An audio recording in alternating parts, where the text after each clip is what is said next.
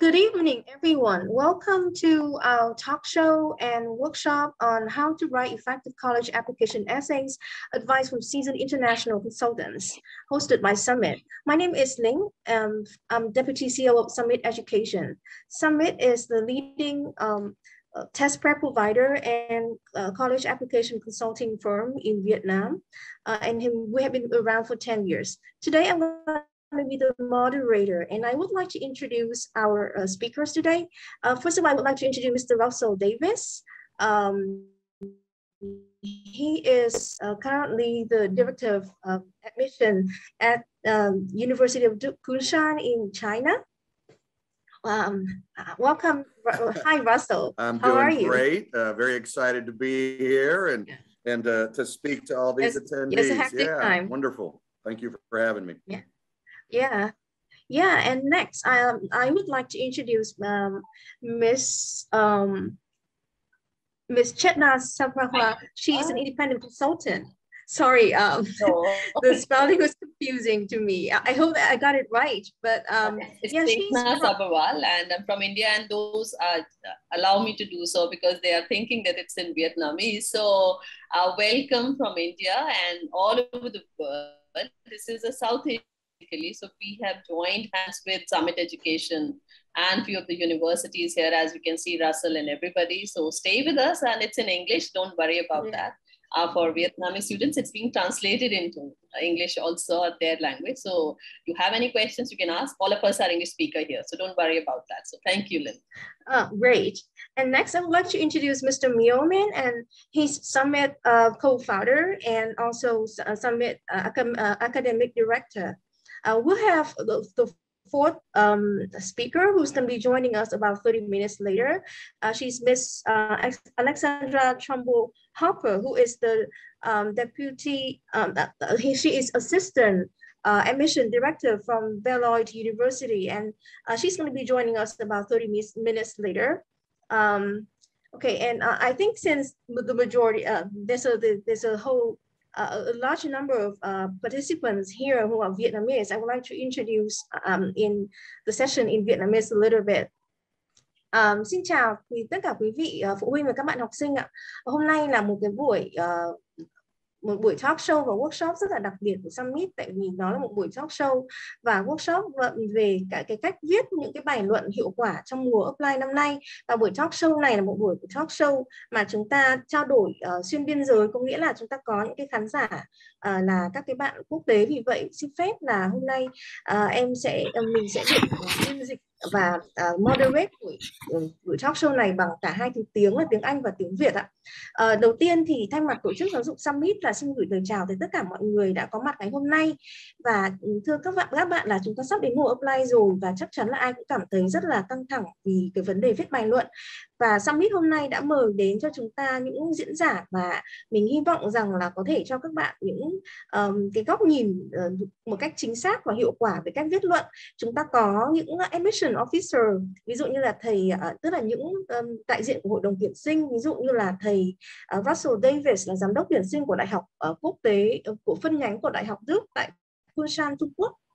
Chúng ta có ngoài ra thì chúng ta cũng có những người cố vấn chuyên hỗ trợ về viết luận như là cô Chetna Saprawa từ Ấn Độ. Cô đã có chứng chỉ tư vấn du học từ Đại học UCLA.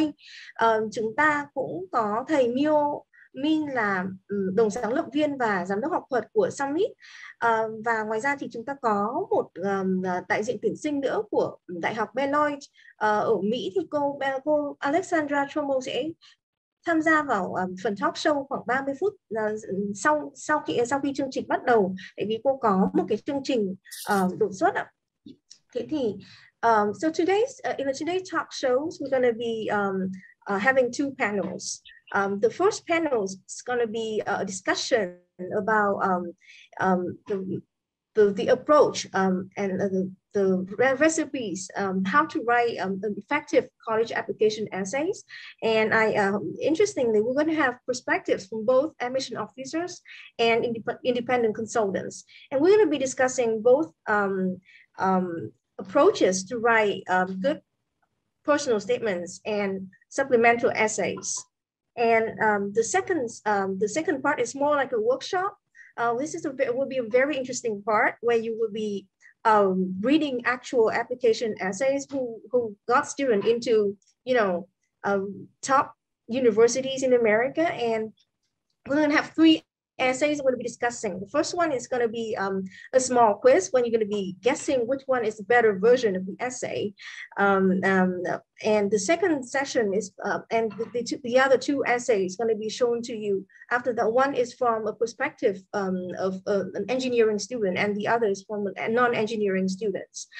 And we will be all showing you the links to the essay right now. And if you look at the Q&A session, you can see that we have already shared you the Google documents, and we can have access to that. And probably you have some time to skim through those essays from now, so that we can have more effective discussion later on.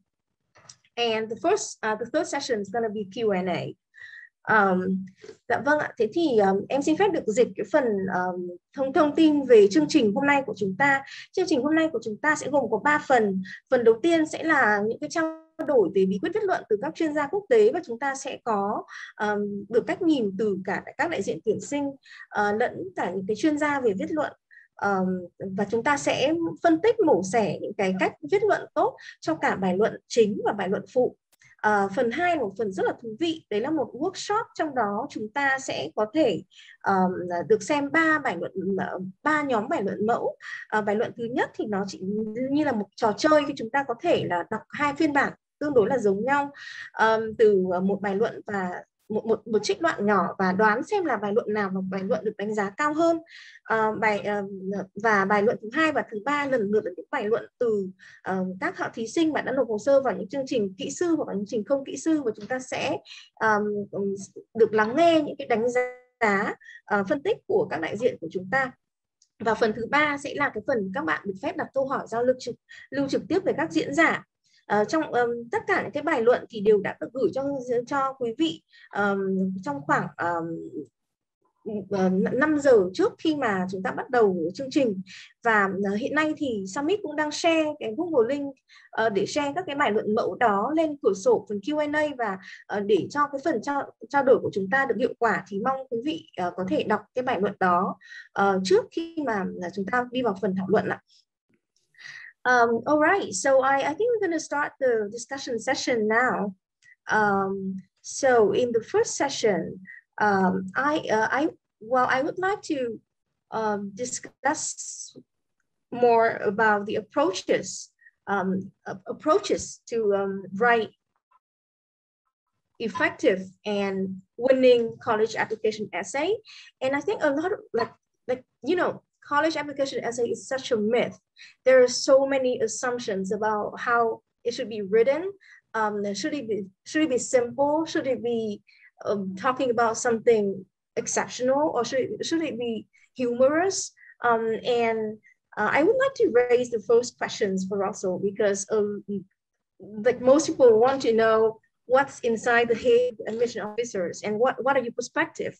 So first of all, the most important one is actually how important are essays, because there's a lot of discussion about, having been helping Vietnamese students applying to American school for so many years, I found that some of them kind of understated the value of an application essay, while others actually think that writing a winning college application essay is everything. So what is the truth behind it? How important are them? Good strong essays make up for. I'm sorry, just go ahead. Yeah. Excuse me. So, most U.S. universities take what we call a holistic approach to the application review. And what that means is we're looking at all the elements of the application. And I typically divide the application up into kind of two sections. You have the quantitative, right, which is the data points, the GPA, the test scores, so that demonstrates kind of their academic abilities and achievement. And then you have the qualitative elements, which is the extracurriculars, the essays, the evaluations, recommendations. And, it's the qualitative elements that really help us get to know the applicant, get to know them as a person. And, I get it, and we'll say that holistic means everything is kind of equally equally considered. But let's be frank, the essay is truly the opportunity for the students' voice to be heard, for their spirit, and where we really get an opportunity to feel like we know who they are. And so I do give a little nudge to the importance of the essay, because it is really it is an important element of the application where I walk away hopefully feeling, and of course connected to the other elements, which is another conversation, but the essay really gives me good insight into who that person is and what's important to them. Okay, I would translate it a little bit. Vâng ạ, thưa mọi người, thì cái câu hỏi của mình đầu tiên đưa ra là bài luận có quan trọng không, quan trọng tới mức nào? Tại vì rất nhiều người thì cho rằng là viết một cái bài luận hay thì sẽ là tất cả, và như một số người thì lại không đánh giá, lại chưa đánh giá đúng cái tầm quan trọng của nó. Thì thầy Russell, đại diện tuyển sinh từ đại học giúp ở phân hiệu Busan, Trung Quốc, thì thầy đã chia sẻ rằng là bài luận thực sự là rất là quan trọng, và nó là một cái cạnh cửa sổ để mà cho đại diện tuyển sinh có thể hiểu rõ về học sinh và nhớ đến học sinh đó. Trong một bộ hồ sơ du học thì nó sẽ có phần định lượng, có phần định tính. Bài luận thì là phần định tính, nó chính là cái phần mà tạo ra sự khác biệt và để các bạn được nhớ đến ạ. But my curiosity is that like, so does that mean that the student has to pass the quantitative criteria before being assessed on how good the personal essays are? Yeah, so I mean, quantitative is important, right? And the more competitive the school, the more important the quantitative elements are. That again, being very candid. And so a student needs to see where their profile fits in to the school's profile. If the candidate's profile is in the range of the school profile, then the essay is going to bear, it's going to count a lot. But if again, I tend to be very transparent. If a student's quantitative data points fall significantly below a school's profile, there's certain schools that they have to set a bar. And so those applications, especially when they're getting 20, 30, 40,000 applications, they might not get the same amount of attention. Okay. And so you risk that. And so that's why it's so important to apply to schools. We all talk about reach schools, competitive schools, safety schools. So, recognizing where your profile fits into a school's profile quantitatively, you should take it into consideration. Doesn't mean you can't apply. Doesn't mean you can't have a chance of getting in. Doesn't mean you can't still bubble up with great essays, great spirit, great other elements of the application, but it's going to be a little bit more difficult. I see. Yeah, that's very transparent. Dạ vâng ạ. Thế thì cái câu hỏi tiếp theo của em là thế thì điều đó có nghĩa rằng là nếu mà chỉ cần học sinh viết một bài luận rất là hay thì nó sẽ có thể bù đắp cho cái việc là hồ sơ, những cái phần còn lại của hồ sơ không được tốt lắm, cái điểm số không được tốt lắm không? Thì thầy Russell có chia sẻ rất là chân thành, đó là thực ra thì càng đối với những cái trường mà có tính cạnh tranh cao, có cái lượng học sinh nộp hồ sơ vào nhiều, khoảng 20-30 ngàn hồ sơ đi, thì thực ra là cái phần định lượng, tức là cái phần định lượng là cái phần điểm số các thứ lại càng rất là quan trọng. Mặc dù là tất nhiên một cái bài luận hay thì cũng có thể đảo chiều một chút, nhưng mà cũng không hẳn phải là tất cả. Đó là lý do vì sao mà chúng ta phải có những cái chiến lược nộp hồ sơ vào những cái trường có độ khó vừa, có những trường an toàn và những cái trường với một chút ạ. Okay, so that brings us to the next question. How are essays read and evaluated by admission officers? And usually, how many readers are there for each essay? Do you read essay first and last in your evaluation of an application? Mm-hmm. So, everything we're going to talk about is going to be a little bit of an it depends, right? Not every school does everything exactly the same way. But I can talk about kind of how information is presented to us and then what that flow is.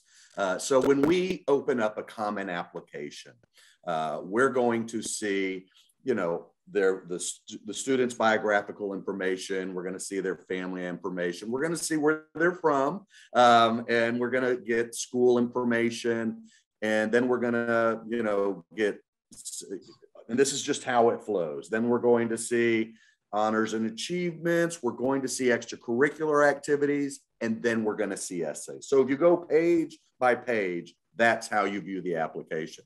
So my belief is most readers read it in that order, right? Now, again, there could be readers out there that have their own little techniques for doing things, but, you know, if you're talking about just the natural flow, that's how it flows. And then separate documents are recommendations and evaluations and other documents that were sent in. But in terms of what the applicant enters, that's how it flows within the common application.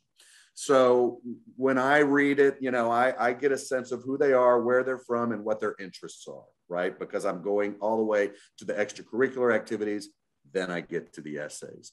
And you know, I've seen a little bit of their interests. I've seen maybe some commonalities or threads amongst those interests, but then I get to the essays, and I'm hoping now, okay, I'm going to find out what's really important to them and get to know the applicant. So that's kind of how it flows. And then for me, I read the rec and evaluations afterwards, because then I'm interested in getting the other perspectives on that applicant, on that candidate. Yeah. Thưa các bạn, thì câu hỏi tiếp theo của tôi là đối với đại diện tuyển sinh thì đại diện tuyển sinh đã đọc các cái hồ sơ của học sinh như thế nào, và họ thông thường là có bao nhiêu người đọc cái bài luận đó. Thế thì thầy Russell trả lời là cái cách họ đọc thì rất là tuần tự. Đầu tiên là họ sẽ đọc cái thông tin cơ bản về học sinh, ví dụ như là học sinh đến từ đâu, gia đình như thế nào, và trường học vấn ra làm sao. Sau đó thì họ sẽ đọc tiếp tới những cái hoạt động ngoại khóa, đến các cái thành tích, rồi mới đọc đến bài luận. Và bởi vì họ muốn có một cái bức tranh toàn diện về học sinh đó, cố gắng là tìm kiếm một vài cái điểm nổi bật nhất của học sinh và tìm hiểu sâu hơn là xem nó có được thể hiện ở trong cái bài luận không. Sau đó thì họ mới đọc đến thư giới thiệu để có được một cái góc nhìn khác về học sinh ạ. Thì tất nhiên là ở Mỹ thì mỗi trường, không phải tất cả các trường đều làm như vậy, nhưng mà thầy Russell tin là phần lớn các trường thì cũng sẽ có cách đọc như vậy. Tất nhiên là ngoại trừ một số những cái trường hợp đặc biệt ạ. I was gonna, and I forgot one part of your question. How many readers read an application and an essay? And I think based on my conversations with colleagues and other schools, I think most applications get 2 reviews, meaning to hear, you know, 2 people, 2 admissions members are going to read each application, and that also would include the essay. Now, when we get to we'll talk a little bit about disagreements and things like that. Sometimes it might get a 3rd read if you have 2 very different takes on an application. Oh, okay. Vâng ạ, thưa các đại diện Việt Nam, thì thầy Russell cũng bổ sung thêm là trung bình một cái bài luận thì sẽ có 2 đại diện tuyển sinh đọc để có 2 góc nhìn khác nhau, và nếu mà trong trường hợp mà 2 đại diện lại có những ý kiến khác rất là khác nhau về bài luận thì họ sẽ bổ sung thêm một đại diện thứ 3 để đánh giá bài luận đó ạ. Chúng ta có thể thấy rằng là phần bài luận này được quan tâm rất là nhiều, phải không ạ? To be honest, I know that, you know, the reading season is really stressful and you have so many applications every year. So how much time do you typically dedicate on reading an essay? And what do you often look for in an essay? So, you know, there's very seasoned admissions officers out there who have different paces, and it takes them different lengths. I mean, on average, you know, I personally probably spend on average about 20 minutes per application. Okay. And that allows me to kind of really digest the entire application. I can promise you there are people it takes longer, and there are people that it takes shorter. And frankly, if it's somebody who's maybe not a very strong applicant, and you can kind of get that sense, you might not spend as much time on them. Sometimes if they're really strong, you might spend a lot more time on them. And sometimes when you feel that there's a really good candidate in there, and now you're trying to really make a case for that candidate, that applicant, you might even spend more time on it because you're really digesting and pulling and trying to find things that really help support that feel that you have. Because this is not an exact science, right? This is people reading and perceiving and getting a feel and sense for that applicant. So how long does each reader spend on each essay? Very variable. I mean, I can't really say that, give you an exact time. But know that, again, if this applicant is competitive, they're going to get a good look, and everything's going to be taken into consideration. Okay. Actually, there are opinions that we may stop translating because I know it's distracting. It's distracting for me as well, because we were thinking that there will be parents in here, but apparently what was signed up for this section, people will expect it to be conducted in English.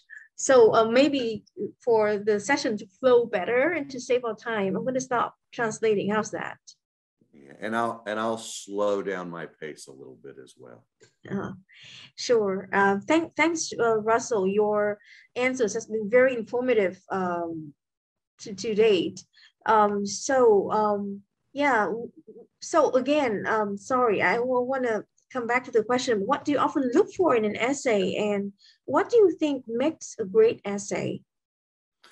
Yeah, I mean, when you feel when an admissions application reader walks away going, wow, I really feel like I got to know the applicant. I mean, that's what's most important, right? There's tips and advice, and I know we'll talk about this probably later on. But golden rule number one: address the question. Make sure you're answering the question. That balance of narrative and making sure that the reader kind of understands what you're going through, has some context, but also getting to the point, right? Because sometimes I'll see too much narrative, too much beautiful language, but they really didn't get to the point. But when I walk away feeling like, okay, I feel like I got to know what's important to the applicant and why, I have a good understanding of their perspective, and I'm really excited if, the different qualitative elements I feel like have been kind of connected for me. So, I've seen the things that they're interested in outside of the classroom through their academic achievements, through their other well-rounded activities, the other things they're involved in. I've gotten some good perspective from their recommenders and evaluators. And when that essay, I love when an essay kind of ties it all together and doesn't leave any questions for me, and really make sure that I understand who the applicant is, what's important to them. That's what's most important. And so, yeah, I think I'll just stop there. Yeah. Okay. Yeah. Yeah, it's very clear. I'm just a bit curious because you've been in admission for so long and reading like so many essays in your admission, in your I know reading. that's your nice way of calling me old. Yes, I've read a lot of applications. No, not really. I'm calling you experienced. Yeah, but my question is, having do it for so many times, do you usually find some kind of certain type of essay predictable, cliche, and you easily spot it right from the very few first sentence what they're going to say? It is a balance, right? I mean, and I have a couple points of view on this. I mean, there are certainly topics that are very cliche, right? And what? Well, just the challenges I've overcome, oh gosh, you're going to ask me that. What is another example? And I'm sure my colleagues can probably share these as well. Forgive me. I don't want to waste time. I'm not going to be able to give you an exact topic. I'll try to come up with some later. Okay, but the point is, the point I wanted to make, and I think this is what distracted me from coming up, is I also recognize that even though it may seem like a cliche topic, for many students and applicants and writers, it's still very important to them, and it meant a lot to them, right? And I know that. And so I personally will probably not ding them significantly if they really help me understand not just the scenario, the situation, but what I'm going to be really interested in is how did they grow from, right? Really help me understand their unique perspective as it relates to that cliche kind of topic, right? That's what's going to be important to me. Now, I know that there are some readers who will just immediately say cliche, right? Oh, I've read it before. Oh, it's the same old story, right? But, you know, this kind of goes back to there's no one type of reader. There's a lot of different types of readers, and they have a lot of different points of view. I see Chetna has a perspective. Yeah. Chetna, do you want to jump in?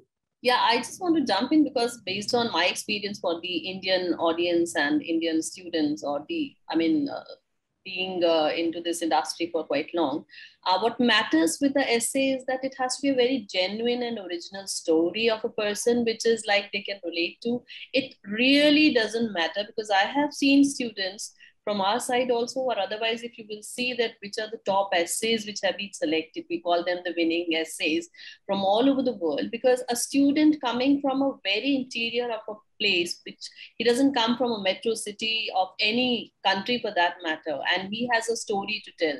And just to give one example, one of the Malaysian girls, she got into all the Ivy Leagues just because she has shared a beautiful story about how she evolved from the simple speaking of English language, and how she revolutionized this idea of for her whole village. I mean, when she learned incorrect English. And after that, when she went to the university and she understood, I mean, the college, I'm saying. So that's where the story has to be original. It should not be bragging about certain things, which I feel Russell would agree on that you see the consistency in the different, when we talk about the qualitative assessment. So that's what will matter. So whenever you are sharing anything in the essay, it has to be yours. It has not to be picked up from anywhere, or you see that, okay, this has won something somewhere and you have read it somewhere. That should not be there. And the second thing is when the consistency, which is very, very important for, I think, the admission officers or any university, they see that. So, and coming to the qualitative assessment of it, yes, essays matter definitely, because that is where you can show your uniqueness, as Russell mentioned about it. That's where come to know more about the candidate. I mean, it's not a numeric kind of a evaluation. So when you are at par with the others done in the community services, co-curricular activities, I feel essays one could be a make or break.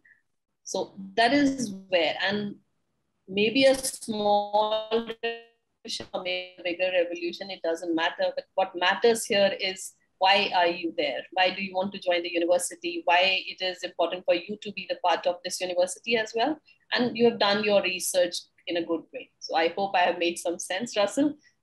Just to add to and you're drifting, you're transitioning a little bit into the why the school essay as well, right? And that, so we've got the two types of essays. We have the Common App essay that is going to all the schools, which is, you want to give insight into the person, and I agree, and certainly bonus points for originality. I think the concern is, am I going to get dinged if maybe I'm sharing something that I know others have gone through? But to your point, if you can be original about how you present it, and it's from your perspective and how you grew as a result of it, how the steps you took as a result of it, I think that's really important. And then the why school essay is it's another whole topic, right? And that is connecting your story to the school story, demonstrating your fit. And that should be a little bit easier because it is your story. And again, there's more tips and advice, and certainly that's a topic I love to talk about, because our school is so focused on the why the school specifically. But originality, certainly bonus points, and well written, but I think we have to be careful, because non-native English speakers, they're not always going to be perfectly written. The grammar is not going to be always perfect. And so even in our rubric, you know, it's a pretty extensive rubric, and that's just one little piece of it. I can still be blown away by an essay that's maybe not perfectly written, but the content and what they're telling me is so insightful. And so it really makes me feel. So, you know, and I think when we talk about the essays later, you know, they're not always perfectly written, but still I walked away going, wow, I love this. I got all these great traits about this person from this essay. Yeah. It's not, again, this is not an exact science. That's the thing. As much of this is about the takeaway for the application reader is as much a feeling about the candidate as it is trying to score it a certain way because you can check off all these things. It's a subjective process. And that kind of goes to another topic we're going to talk about, which I'm going to jump into, which is, you know, do readers sometimes disagree, right? And absolutely, you know, when I talk about, you know, I get asked, what if I want to take a risk? What if I want to try kind of an unusual approach to an essay? Is that a good idea? And I'm like, I call that high risk, high reward, right? I mean, if that lands and the reader gets it and gets excited about it, big bonus points, right? But if it doesn't land and the reader doesn't get it and doesn't appreciate it, or it's just a reader who likes very traditional essays, it might get a ding. And so, you know, I think context matters. What kind of school are you applying to? But even within a school and a big admissions office, you're going to have readers who have different perspectives and have different things that they appreciate about essay writing. And so again, high risk, high reward for those who want to take a chance. I read an essay last year, which the student basically wrote a rap, like, you know, a song. Oh, wow. And I loved it. I loved it. I thought it was so cool. They didn't put it to music, but, you know, it was just, it moved me and I loved it. And I appreciated the creativity. The other reader on my team didn't get it, didn't appreciate it the same way I did. And oftentimes this might be a situation where you get a third perspective, right? You get somebody else to kind of jump in. But yeah, it's again, it's just this, not an exact science, but what we're trying to do, right, is everything we can to increase the chances of the student being successful. And I think that's where we have to end up, right? So trying to give advice that is a little bit on the general side that will hopefully help the most number of people. Yeah, those are like wonderful input. I'm sorry, but you know, we've been doing a survey, and actually, there were parents in here, and they want some Vietnamese. So I'm going to go back and forth, and I think we're just not going to translate word by word. We're just going to kind of summarize the main idea to them before we move on to, you know, asking from independent consultants of Mio and Chetna. Ở đây có một số phụ huynh và đã có một số ý kiến lên summit là mọi phụ huynh vẫn cần được hỗ trợ về việc dịch thuật, nên là em sẽ dịch một cách ngắn gọn. Vừa rồi là các đại diện của chúng ta có trao đổi về việc là có những ý tưởng luận nào được coi là sáo rỗng hay là nhàm chán hay không, thì thầy Russell và cô Chetna đều nói rằng là thực ra họ đã làm cái việc này rất là nhiều năm, và đúng là có những cái bài luận họ đọc lên thì họ cũng cảm thấy là rất là dễ đoán. Nhưng mà tất nhiên ở đây cũng không phải là triển lãm về sáng tác văn học, thế nên là họ cũng vẫn cần phải đọc cái bài luận đó để hiểu rõ về thí sinh, hiểu rõ về cái hoàn cảnh của thí sinh, những câu chuyện của họ, và quan trọng nhất là họ phải hiểu được là sau khi đọc bài luận phải hiểu được thí sinh đó là ai, câu chuyện của họ là gì. Họ cũng không muốn đọc những cái bài luận mà viết rất là hay nhưng mà cuối cùng không nói gì về thí sinh cả. Và cũng có rất là nhiều trường hợp là có các đại diện tuyển sinh cũng có thể là bất đồng về việc đánh giá các bài luận, và trong những trường hợp đó thì họ sẽ có một bên thứ ba đứng ra để cùng trao đổi ạ. Okay, so the next session we're going to be the next section of the discussion is going to be talking about how students can prepare ahead to get like a really good application essay, because we know that, you know, writing a college application essay is really time consuming, and it's also frustrating because of the process of coming up with a like good enough idea. So Mio and Chetna, how early do you think students should start writing the college application essays? So I can answer first.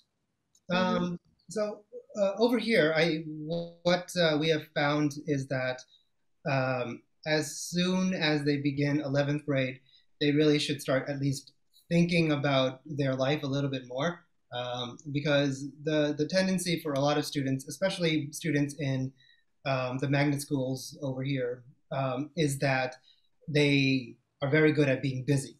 So they're very good at managing to squeeze in, 5, 6, 7 different things into their schedule on a daily basis, and getting a whole lots of extracurricular activities and other academic contests under their belt. Normally that takes up a lot of time, and pretty much by the end of the day they're too tired to think about what they have just done. And so that habit of reflecting on what they have just done, where they might want to go, what experiences did they find fulfilling, which ones were more disappointing and why. That whole process of just reflecting back on their life is not really there, right? And they haven't really cultivated that habit.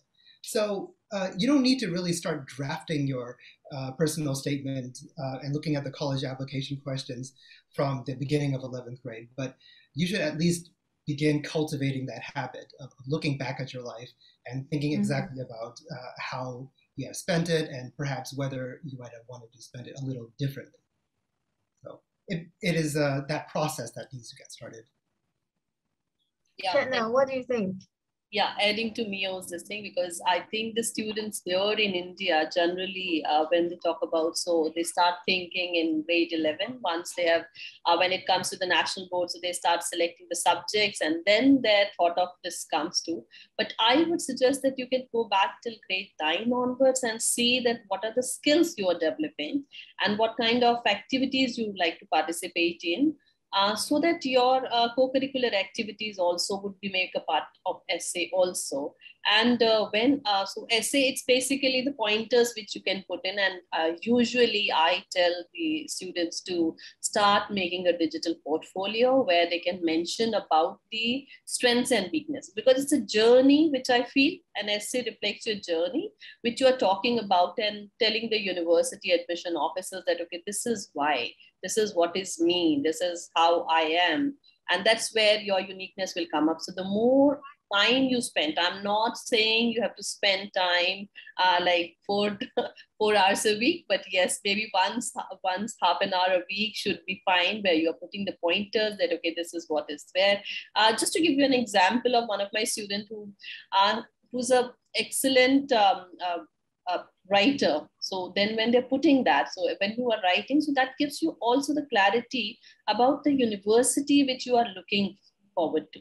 So sometimes they change their country also, and sometimes they change their, okay, this is where I could get the better perspective about this. So when they start thinking, so it gives kinds of an introspection.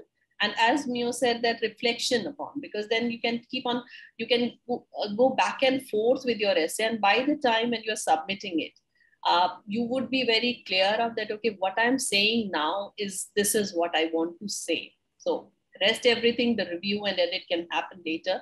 But yes, if you're putting the pointers that this has to go in my essay, and this is what is my transition story, so that's, I think, will make more sense for the students. And I can see Alex has also joined us. So yeah, so hi Alexa, how are you? Hi Alex. Yeah. Hello everyone. Hello.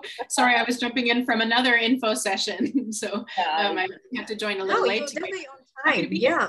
Yeah, right. So the discussion has been pretty exciting with everyone, wanting to add their opinion. And I've been switching back and forth between Vietnamese and English. Okay, so I think I probably would need to translate a little bit. Câu hỏi của em vừa rồi cho hai đại diện tuyển sinh là đối với học sinh thì các bạn nên bắt đầu viết cái bài luận chính từ bao giờ thì sẽ hiệu quả, và cả thầy Mio và cô Chetna đều đồng ý rằng là ở Việt Nam và Ấn Độ thì các học sinh đều bắt đầu từ học kỳ 1 năm lớp 11. Bởi vì là các học sinh thường là sẽ rất là bận rộn. Mặc dù là chúng ta phải đến đầu năm lớp 12 mới bắt đầu nộp hồ sơ, nhưng mà thông thường thì học sinh sẽ rất là bận rộn với hoạt động ngoại khóa, học tập, điểm số, đến mức là chúng ta không có thời gian để suy nghĩ lại và có những cái tư duy để suy nghĩ về những cái ý tưởng bài luận đó. Nên chúng ta bắt đầu càng sớm, như kiểu không nhất thiết là phải viết luận ngay, mà có thể là chỉ viết những cái hồi ký và gạch đầu dòng lại những cái ý tưởng của mình nảy ra, thì nó cũng đã giúp rất nhiều rồi. Và cô Chetna thì thậm chí còn nói là ở Ấn Độ thì mọi người bắt đầu khá là sớm, thậm chí là cô còn khuyến khích các bạn bắt đầu từ lớp 9, và các bạn có một số những cái nhật ký điện tử, trong đó các bạn giữ lại những cái hồi ký của mình, thì sẽ giúp cho các bạn sau này gọi là sâu chuỗi lại và có những cái ý tưởng hay hơn ạ. Okay, so last time when we talked with Russell, we were talking about, there is no such thing as a cliche idea, because it is not like a writing show, but an exhibition, but it's more like you wanting to get to know the student. But like as a consultant, what would you do to help students brainstorm the right idea? So I can take this question first, I guess. So I think what Russell was saying earlier was that the successful essay tends to be the one that lets him understand who the student is. Mm-hmm. And if you think about what Chetna was saying earlier about the entire process of education, that relates very well to what I was saying about cultivating a habit of reflection. Because all of that process of learning courses that are challenging to you, taking on extracurriculars that are important to you, that might help you discover strengths or discover some substantive interests that you have. All of that is going to feed into your writing. And then your writing can also help you step back and assess whether you've been going about things the right way as well. So like just recently I was talking to one of my other students, and he was saying in his writings that he really liked literature, and he really wanted, he had this really interesting fascination with art from a certain period, this neoclassical period, which is something that not very many students his age actually have much interest in or even knowledge of. And however, when he looks at his resume, he sees nothing but a bunch of business activities, right? And so I think he realized that, well, when I think about what I really like and what I really spend time on, when I'm not doing things, right, when I have just time for myself, it's not this business stuff, it's really this art stuff. And I think I want to spend the next semester at school differently, and I want to make different choices. And that helps him figure out what to do next, right? So that writing process of reflection actually helps him with his academic process and his extracurricular process. Right. So that's, I think that's the whole benefit of reflecting, and also discussing exactly what you might want, right? Because like if Russell was saying, I feel like I know that person, and if you are a writer who's a high school age and you don't know who you are yet, then that's the first step that you have to take care of. Mm-hmm. I love that you're talking about reflection, because that is what this whole process is about, right? A process in self-reflection. And I know for young people, sometimes it's hard to get that ball rolling. What do you mean by reflection? And so, I kind of guide applicants to, when I'm talking to them, a little earlier on in the process, just write down 4 or 5 stories about experiences you've had that you felt like, if I needed to know you, I should know these things about you. And just start thinking about it, get that ball rolling. And you made a great point, Mio, I think, is talk to others about it, right? Talk to your family about it. They don't have to do this isolated and all on their own. Talk to the people who know them. It's amazing how much they discover about themselves just through conversations with their friends and family. But that habit of self-reflection, I mean, it's just a good human trait to have. And if we can get our kids and students to go through this process and begin it at an earlier stage, I think it's really helpful. And it's the last point I'll make. You know, I get asked a lot about, you know, what is the best extracurricular activity I should be involved in? What's going to be most appealing to an application, admissions committee application reader? And I say, find stuff you love and do it, right? And do it longer, deeply, care about it. And that's what we're going to get more excited about when we start looking at your application, because we're, to that point, we're going to feel like we got to know you because we're really discovering what you care about and where you put your energies into. Yeah, I'm going to translate a little bit. Câu hỏi vừa rồi của em là với tư cách là những cái nhà tư vấn độc lập như là thầy Miêu với cô Chetna thì mọi người đã thường sẽ làm gì để giúp học sinh tìm ra những cái ý tưởng bài luận mà rất là độc đáo. Thì cái câu trả lời của thầy Miêu và thầy Russell và cô Chetna đều là các bạn nên bắt đầu sớm, đúng không ạ? Khi các bạn bắt đầu sớm thì và các bạn có cái thói, như thầy Miêu đã nhắc tới lúc trước, là các bạn bắt đầu sớm và các bạn có cái thói quen là tự nhìn lại mọi thứ của mình và tổng hợp và sâu chuỗi những cái gì mình đã làm và tự vấn xem là mình muốn làm gì tiếp, thì điều đấy không chỉ giúp cho bài luận của bạn mà nó còn giúp cho các hoạt động ngoại khóa của bạn, giúp cả cho việc học của bạn nữa. Ví dụ là thầy lấy ví dụ là có một học sinh của thầy là vào năm lớp 10 là bạn làm những hoạt động ngoại khóa về kinh doanh, nhưng thực ra thì khi mà bạn ngồi lại thì bạn thấy là mình thực sự là thích nghệ thuật và thậm chí là cái thời kỳ tân cổ điển. Thế thì bạn đã sau khi mà nhìn lại tất cả những cái thế thì bạn ấy đã quyết định là thời gian tiếp theo năm lớp 11 bạn ấy sẽ dành thời gian để làm các hoạt động về art. Và khi mà chúng ta thường xuyên ngồi lại và nhìn lại như thế thì chúng ta sẽ có thể tìm ra được những cái ý tưởng mà thực sự là đúng với bản thân mình. Đúng như thầy Russell nói là bài luận phải là nói về bạn, con người bạn, cái điểm tốt đẹp nhất của con người bạn. Và thầy Russell cũng có bổ sung rằng là chúng ta có thể làm việc đó một cách thường xuyên, nói chuyện với những cái người khác về mình. Thói quen reflection ấy, không biết gì tiếng Việt là gì, gọi có thể gọi là tự vấn đấy ạ. Khi mà chúng ta giao tiếp với mọi người, chúng ta cũng sẽ tìm hiểu ra rất nhiều điều về bản thân. Okay, so I think that was pretty helpful discussion lately.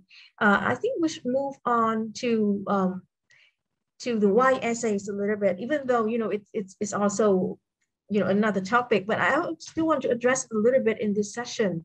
So Mio and Chetna, what do you think are the common mistakes that students usually make in their why essays? Chetna, you want to go first? I'm okay with both ways, so you can go ahead and I'll take care.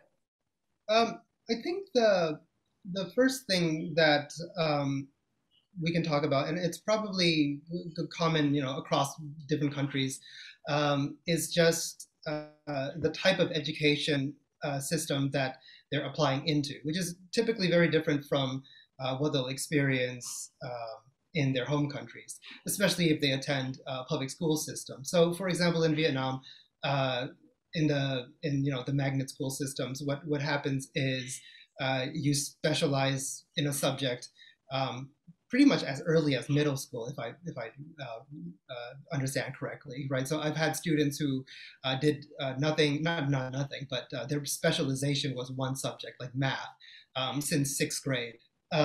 And so when it comes time for them to apply to school, they think only in terms of their major, which is, I want to do math. And that's pretty much about it. I think for a lot of them, they get a big shock when I show them the actual graduation criteria for a lot of the top schools that they're aiming for. And they realize that the requirements, the course requirements for achieving a major really amounts to about maybe 40% of their entire course load, which means they actually have to think about how else they're going to use their time when they go to college, right? Because it's not just about taking nothing but math courses. It's really also about fulfilling different graduation requirements. So for example, distribution requirements or core curriculum requirements. And also you have the freedom that you normally would not get in a public university system over here. the freedom to take courses that are outside of your major, maybe just for fun or just for the pure pleasure of learning. And I think once they start imagining what exactly 4 years at a university looks like, then they start understanding, well, okay, yeah, I really have to not just say, I spent all my life majoring in math and now I want to do some more math. They have to come up with a more interesting, imaginative proposal for the schools. Mm-hmm. Yeah, thank you, Mio. I think you have said it greatly. And I feel a teenager is a teenager anywhere in the world. That's one thing. And what universities are looking for, or what the admission officer is looking for, the why is the journey of the student as a student. That's what I feel. The whole life how they have, so their struggles, their failures, because most of the time student asks me about that, how much we should write about, let's say they have a bullying experience. They have something which is very personal. So how much to be written in the essay? It should not look like a sob story. It should not look like that I'm trying to get some sympathy. So and this is what I want to address here with Alex and Russell here, so they can pitch in that if I'm right or not. Because what I feel is if it is genuine, it's your story. If you have evolved, it's your story. And this should be the why of your essay, that how you have improved yourself in this journey as a student, as a learner, and how you're going to contribute to the university in the coming year. So even if you like a simple thing like maybe a regional art, I would say, or maybe a subject like mathematics. So I remember of one student who is of India origin, but of course in USA. So she has done a very simple thing of developing an app about how to sensitize more girls in STEM, which is science, technology, engineering, and mathematics. And that clicked with her. So this could be a cliche for somebody, but then what happened here is she got an offer from most of the Ivy Leagues, because her GPA, her everything was perfect, but the essay that, okay, this you are sensitizing. So how much you are contributing to the community, side by side, evolving yourself as a student, as a learner, as a teenager, talking about your failure, your successful, this thing. So I think that's what makes up for. So there can't be a kind of a framework which any one of us can share here that, okay, this will click and you are good to go. That if you're writing a perfect essay. So one of the students actually have asked here that if we write an idiom or phrases in the essay. So for a language, you are applying for a linguistic college. So yes, it might matter, but the story, again, the significance of what you are saying through your idiom or phrases, what is more important for a university, that why are you writing this essay? So I would say even a small change which you are trying to bring in your local community and you have taken up it to the global level, it's the journey which has to be spoken in the right way. And that should be the why of your essay. And that's the reason it's important that they should start writing a kind of a journal, a small reflecting exercise, as we all agreed upon, which will give them the why of the essay in the coming time when they're starting applications and all. And that's where. So a simple cultural sensitivity experience from a student when they went for a summer program or something, that could be also a story, because a student has never got a chance to move out of a village, and they have got it and they have understood it and they're writing about it, that how they have evolved as a person. I think that should click with the university admissions. That's what I feel. Rest, you can add, Alex and Russell, about it. Yeah, I mean, I would echo that a lot and just reiterate that, at especially selective universities and colleges like Beloit, we're looking for certain qualities in a student. So there's no magic combination of, activities and events and competitions that will just make you a star candidate. At a school like ours, we're actually very small. So that's why we're selective. We're looking for students who show us that not only are they academically prepared, which we can see from their transcript and by talking to their counselor, not only are they kind of involved in things, but someone who is realizing who they are, who shows us maybe an open-mindedness or the interest in challenging themselves, or someone who has the ability to reflect, like we've been saying all along. That really is a mark of maturity for us, and someone who's really developing their own voice. So yeah, I mean, I would just really echo everything that we've said. And in terms of, I mean, just going back to that question of what mistakes to avoid, I completely agree with Mio there, but the main one that I would also say is, if the essay reads like a resume, that's kind of a missed opportunity for me. So if you're just showcasing, when I was 8, I did this, and then I enrolled in this competition, and then I did this, you know, these are things that we can see in the rest of your application. So the strongest ones for me are somewhat of a departure from the other parts of the application, and really showcasing even just a single moment that made you who you are. I'm going to add to kind of those thoughts.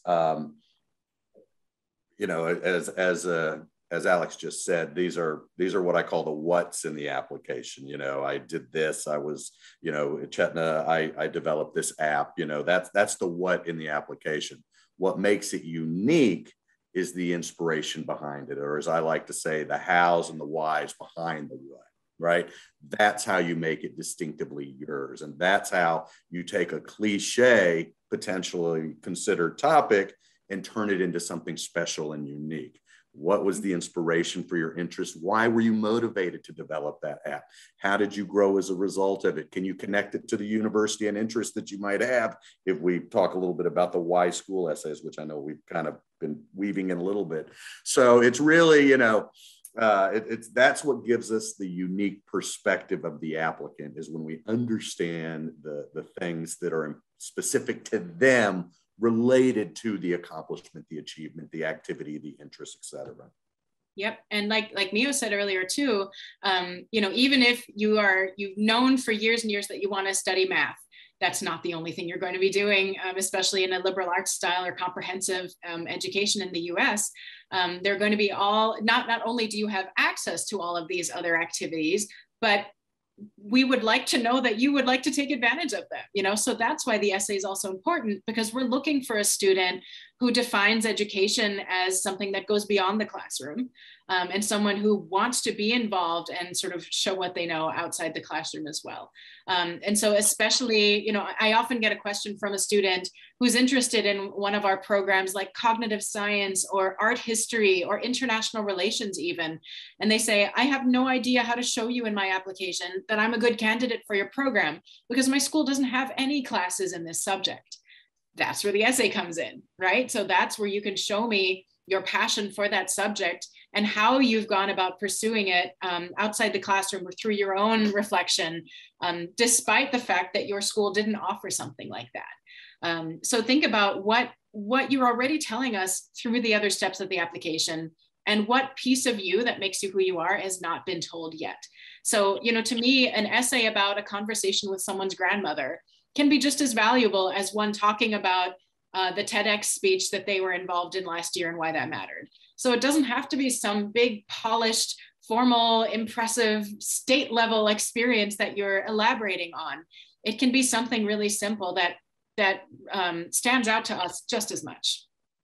Mm-hmm. All right, those are all very interesting points, and I think I would like to make a small summary in Vietnamese to some of the audience here.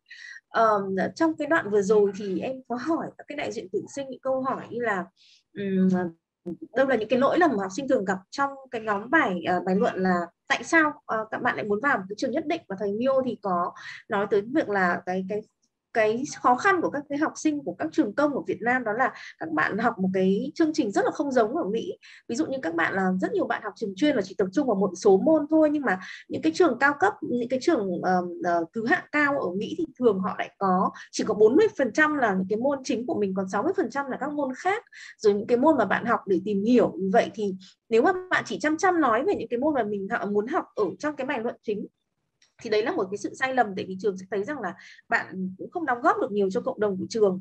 Cô Chetna thì cũng đồng ý với ý kiến đó, và cô Chetna cũng nói rằng là bạn cũng phải bổ sung nhiều thêm về cái việc là vì sao bạn lại muốn học cái ngành này ở trường này, và có những cái ví dụ cụ thể. Ví dụ như một học sinh của cô là đã nói về cái việc là bạn ý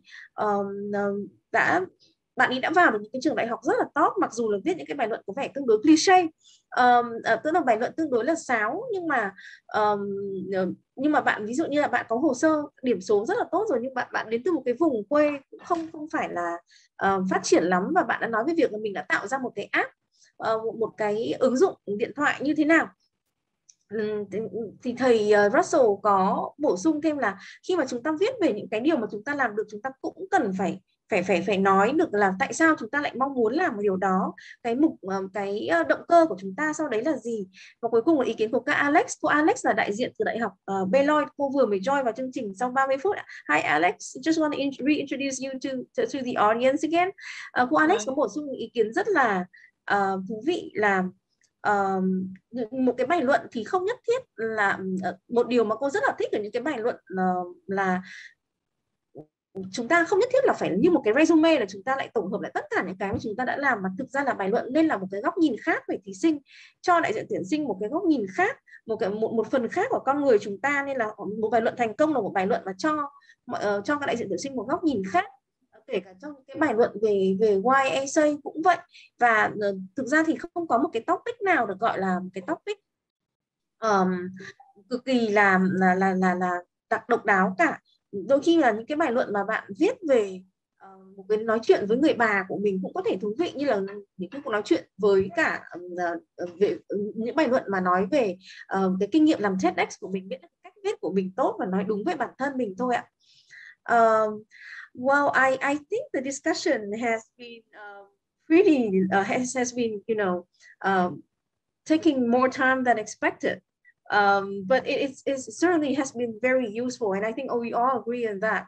And thank you so much for the very insightful contributions. I would like to ask Alex one final question. This has been actually asked by a lot of students. Can admission officers sometimes spot fabricated ideas in essays? I'm sorry, did you say, can they spot fabricated ideas? I missed that. Fabricated. Yeah. Can you spot fabricated idea in essays? So if we sense that it might not be from the student, or that they might have copied it or something? Or it might be not genuine. Yeah, we can usually do that, especially again if the school is if the student's applying to a selective college, or one where we read applications a little more in depth, then yeah, we spend a lot of time with it. So we're getting to know you. And honestly, at Beloit, generally by the time we're reviewing your application, we've probably already spoken with you a couple times. We do admission interviews. They're optional, but we highly encourage it. Very, very highly encourage it. So yeah, it's a chance for us to get to know you and talk about it. So yes, we can certainly tell if an essay topic is not genuine. Sometimes also if there's a discrepancy in the level of English that the student has been showcasing throughout the application, through our interview, right. And then all of a sudden the essay comes across and we're like, So yeah, please make it your own work. Like we've been saying the entire time, the essay is a huge opportunity to showcase who you are and to really cement that strong application. So take it seriously. Know that we're reading very intently, and we want this to be you speaking about you. Yeah, so don't spend your time trying to figure out how to put someone else's thoughts in. Spend that valuable time making it your own. Right. Yeah, Lynn, if I can add up to what Alexa said, you come to know about the fabrication or something because there is no consistency in there all, which Russell talked about, the qualitative assessment of it. So your co-curricular activities, what you have mentioned, could be fabricated. Your community services could be fabricated. So students have to be very careful of this part when they are putting their application. And that's why it's important for all of them to make sure that they have that kind of a digital portfolio where they are writing about it in a very consistent manner, that when we are sharing, so it has to be, essay is a kind of a supporting document that, okay, if you have done these co-curricular activities, not a resume definitely, but if you have taken that co-curricular activities, if you failed, what were the reasons and how you have made it kind of a learning experience for yourself. So then it connects, it's connecting the dots. I would say that an essay is a kind of a connecting the dots, and that's where your uniqueness will shine out. So that's from our side. And if you, I don't know what we are going to do, but there are certain questions in the chat and Q&A. So if you would like to take that up later. Yeah, let me check if there's any, yeah, I think there are, let me translate this quite briefly before we move on to the questions. Có một câu hỏi cuối cùng mà em hỏi các đại diện là chúng ta, liệu đại diện tuyển sinh có thể phát hiện ra những cái ý tưởng mà không trung thực không? Ví dụ như là những cái ý tưởng mà không phải là sự thật chẳng hạn. Thì đại diện tuyển sinh bảo vâng, họ rất là thường có thể để ý đến cái việc đấy. Tại vì khi đại diện tuyển sinh đọc hồ sơ của các thí sinh là đọc một cách thống nhất từ đầu đến cuối, đọc các hoạt động ngoại khóa, đọc các phần và họ còn phỏng vấn nữa, thì họ sẽ cố gắng xem là các cái phần có thống nhất với nhau không. Tiếng Anh của chúng ta trong bài luận đó với tiếng Anh của chúng ta khi mà trao đổi với đại diện tuyển sinh có thống nhất với nhau không, và thường là khi đó thì họ sẽ có thể phát hiện ra những cái gì, cái điều gì mà nó không thực sự là thống nhất. Okay, so I actually spot an interesting question asked by, here. May I ask, what are the things or tips that might boost the personal statement dramatically? And what are the things that is indispensable in the personal statement? Thank you.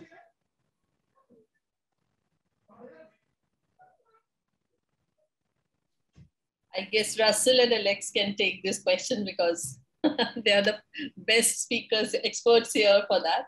And then maybe we can add. So my reaction to those types of questions in general, right, is, I mean, it really just depends on the overall context, right? There's not a secret sauce, right? There's not one specific thing that we want to see. We just want to understand what motivates you, right? What inspires you? What has shaped your perspective? If I was going to say what's one thing, it's make sure we understand how you came to be the person you are and what shaped that perspective that you bring to our community. You know, I get that all the time, and it kind of goes back to the extracurricular. What's the one activity I should do? There's not just a one answer for all these different types of questions. It really depends on, again, we keep going back to this reflection. Who are you and what do you want the admissions committee to know about you? Right? And so once you figure that out, then we can start really diving into, all right, so how are we now strategically going to put that application together that is going to result in the reader, myself, Alex, you know, admissions committees walking away going, I got him. I understand this person and I like it, you know? So yeah, that's my reaction. And I that's kind of my reaction anytime somebody says, what's the one thing? I don't know, yeah, Alex, we're not looking for cookie cutter students. That's the thing. We're not looking for one perfect profile of a student. So, you know, I'd say, like, you know, focusing on what's the one thing, just, you know, trust yourself and kind of, you know, be confident in what you have to say. Be confident that it's enough, whatever makes you who you are. Even if you don't right now know what you want to study, all of your activities have been canceled due to the pandemic, and you haven't had time to explore any interests outside the classroom. You can still show us a full picture of who you are, even without formal activities on your roster. So, you know, just be confident that what you have to say is going to be enough. And be confident that we're looking for differences. We're looking for unique things. We're not looking for the same kind of student over and over and over and over again. Right. And now, if I may add, as a consultant and looking at the essays, so I mean, when the students start drafting it, so there is, as both of them have said, there's nothing called the perfect recipe for it. So your ingredients could easily change when you're doing that. But only thing, as a just as a precaution, which the students can look for, there should be one, consistency. Then second, no bragging about in this personal statement that, okay, this is what you did and you won something which is maybe international events or this much you participated. You have participated in 50 different activities. It won't really matter if it has not made a change in your perspective about the cultural diversity or the global culture. I would say that, because that's what matters ultimately when you're going to a university away from your country. And the second thing is, of course, when we are expecting, and this is a very, very common, it should be a common sense for the students to know that you have to just go and edit and review your essay at least twice or 4 times before submitting it, just to see the simple thing. Because it happened, I'm just taking one example here.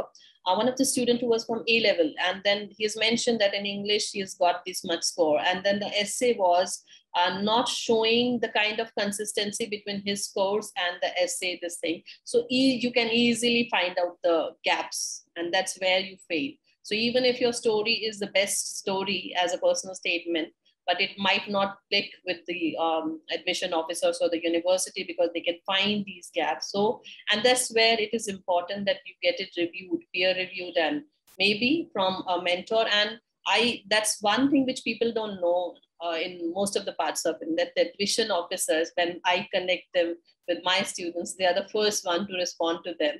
And they have been doing a great work during this pandemic also.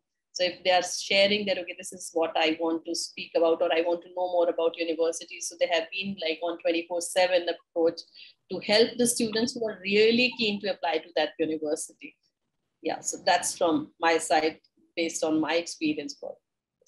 Yeah, so in a nutshell, the indispensable part of a good essay is self-reflection and consistencies with who you are and your profile, right? Yeah, thank you all for the very wonderful contributions. And I think that has, that questions actually wrap up our session pretty well. I would like to thank all the audience for being very attentive as well. Most of them stay on till now.